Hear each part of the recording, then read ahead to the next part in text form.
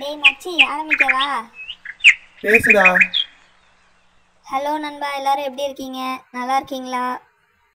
இன்னைக்கு ஒரு vlog தான் பார்க்க போகிறோம். நம்ம எல்லாருக்கும் வீடு டெக்கரேட் பண்ணுறதுனா ரொம்ப பிடிக்கும். அந்த மாதிரியான வீடியோ தான் இது. எங்கள் வீடு கூரை வீடு தான் ஃப்ரெண்ட்ஸ், மாடி வீடெல்லாம் கிடையாது. வீடை விட்டு வெளியில் வந்தால் வாசல். இப்போ வாசலில் தான் எப்படி டெக்கரேட் பண்ணியிருக்கேன்னு காமிக்க போகிறேன் ஃப்ரெண்ட்ஸ். நடந்து போகிற பாதையை மட்டும் விட்டுட்டு 2 சைடும் ஆர்டிஃபிஷியல் கிராஸ் வச்சுருக்கேன் ஃப்ரெண்ட்ஸ். பார்க்க நல்லா க்ரீனிஷாக இருக்குது.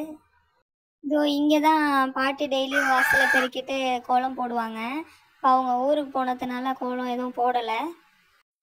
அப்புறம் சும்மா நானாகவே பிரிட்ஜு மாதிரி ஒன்று செட் பண்ணியிருக்கேன். லெஃப்ட் சைடில் பார்த்தீங்கன்னா ஒரு குட்டி கார்டன் இருக்குது. நான் அதை அப்புறமா காமிக்கிறேன் ஃப்ரெண்ட்ஸ். ஒரு காலத்தில் இந்த பிரிட்ஜை சுற்றியே நிறைய சாங்ஸ் எடுத்துருவாங்க, லவ் சாங்ஸ் எல்லாம் ரொம்ப அழகாக இருக்கும். இப்போ கூட பாருங்கள் எப்படி இருக்குன்னு.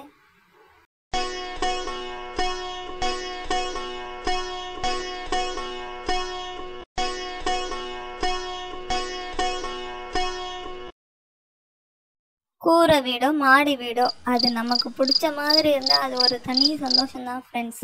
வெயிட் பண்ணுங்கள், போயிடாதீங்க. இன்னும் உங்களுக்கு சர்ப்ரைஸ் இருக்குது.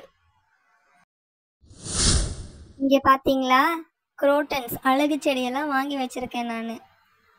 ஒன்று ஒன்றா இங்கே வைக்கலாமா இல்லை வேறு எங்கே வைக்கலான்னு நீங்கள் எனக்கு கமெண்ட் பண்ணுங்கள் ஃப்ரெண்ட்ஸ்.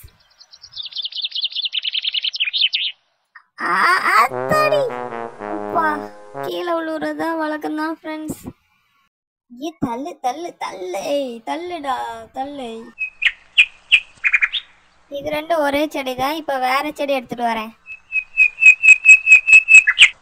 ஃப்ரெண்ட்ஸ். நீங்கள் யாருமே என்கிட்ட பேசவே மாட்டேங்கிறீங்க. கமெண்ட் பண்ணுங்கள் தயவு செஞ்சு.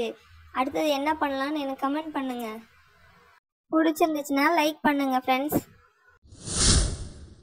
இன்னொன்று, பிடிக்கலனாலும் லைக் பண்ணுங்கள். அச்சோ, இதெல்லாம் தூக்க முடியாது ஃப்ரெண்ட்ஸ். நகர்த்திட்டே வந்துட்டேன். அழகாக இருக்கணும்னு நினைக்கிறதெல்லாம் கரெக்டு தான். அதுக்காக இவ்வளோ உழைக்க வேண்டியதாக இருக்குது. பிடிச்சிருக்கா ஃப்ரெண்ட்ஸ்? எங்கள் வீட்டு வாசலை நான் இப்படி தான் டெக்கரேட் பண்ணியிருக்கேன். ஏன்னா நிறைய டைம் நாங்கள் இங்கே வாசலில் தான் உட்காந்துருப்போம்.